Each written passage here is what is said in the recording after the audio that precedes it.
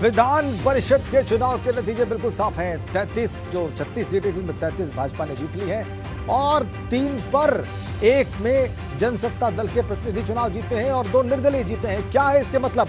आइए अपने सहयोगियों से बात करते हैं। हमारे UP bureau chief Viresh Pandey इस वक्त लखनऊ में भाजपा दफ्तर से ही सीधा कनेक्ट हैं। इसके अलावा अनुभव शुक्ला आजमगढ़ से हमारे साथ जुड़े हुए हैं और नीतीश पांडे वाराणसी से हमारे साथ जुड़े हुए हैं। ये दोनों उन क्षेत्रों से हमारे साथ जुड़े हैं जहां पर निर्दलीय प्रत्याशियों ने ये एमएलसी चुनाव जीता है और भाजपा के प्रत्याशी चुनाव हारे हैं। इन दोनों के पास चलेंगे, लेकिन पहले भाजपा दफ्तर ही चलते हैं और देख लेते हैं कि वहां का वातावरण क्या है।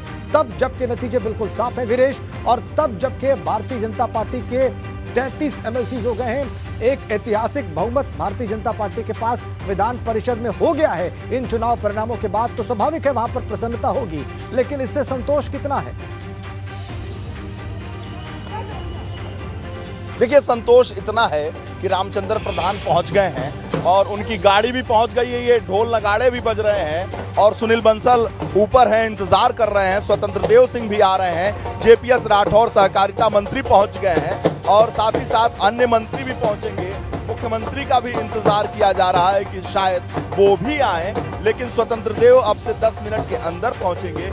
किसी के गाल पर गुलाल दिख रहा है और जो कपड़ों का हाल है वो खुद बयां कर रहा है ये जश्न और यहाँ का जो माहौल है।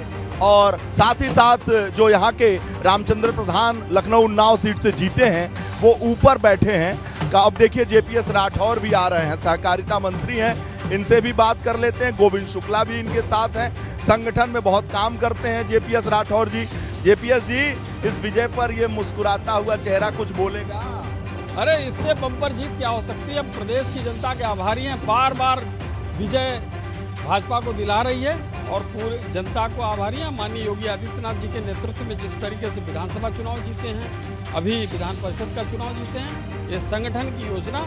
और सबसे अच्छी बात है कि भारतीय जनता पार्टी ने इस बार हमारे कार्यकर्ताओं को ज़्यादा से ज़्यादा समायोजित करने का काम किया है। ज़्यादा से ज़्यादा कार्यकर्ता जीतकर सदन के सदस्य बन रहे हैं। आगे राजनीति को संवारने में और जन कल्याणकारी काम करने में संगठन को, सरकार को बहुत सहयोग है। ये शुक्ला जी हैं, अभी मैं देख रहा था 2 घंटे पहले, पूरी तरीके से रंग से सराबोर थे, रंग से भरे हुए थे। अब लगता प्रदेश केसरिया हो गया है और रंग गाढ़े से गाढ़ा होता चला जा रहा है। माननीय प्रदेश अध्यक्ष जी आ गए हैं, हम उनका स्वागत करेंगे। प्रदेश अध्यक्ष जी आ गए, दिखाइए प्रदेश अध्यक्ष स्वतंत्र देव सिंह, जो इस समय जल शक्ति के मंत्री भी हैं, पहुंच गए हैं और बहुत पूरे प्रदेश में प्रचंड बहुमत बना दिया आप लोगों ने। विधान परिषद में भी बहुमत, तो प्रचंड बहुमत बनेगा ही कार्यकर्ताओं के कारण। कार्यकर्ताओं की परिश्रम की पराकाष्ठा है और लोग मोदी जी और योगी जी के नीतियों पक्ष पसंद करते हैं। विपक्ष के लिए कुछ बचेगा?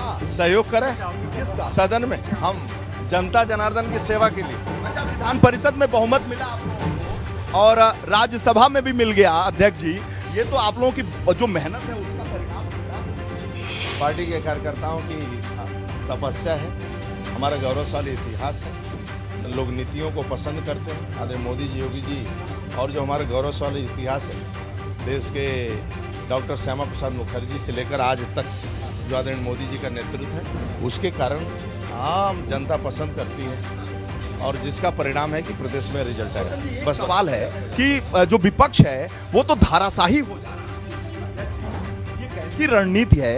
जनता जानना चाहती है, विपक्ष के पास तो कुछ बचे और सदन में सहयोग करें और जनता जनार्दन की सेवा करें।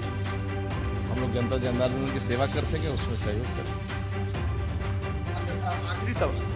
अच्छा, स्वतंत्र जी हैं, इन्होंने मना किया है तो मैं जी वैसे उन्होंने अपनी भावनाएं व्यक्त कर दी हैं वीरेश, उन्होंने अपनी भावनाएं व्यक्त कर दी हैं और आपने उनसे तमाम जो आवश्यक भावनाएं व्यक्त कर दी हैं। बहुत बहुत धन्यवाद स्वतंत्र जी आपका।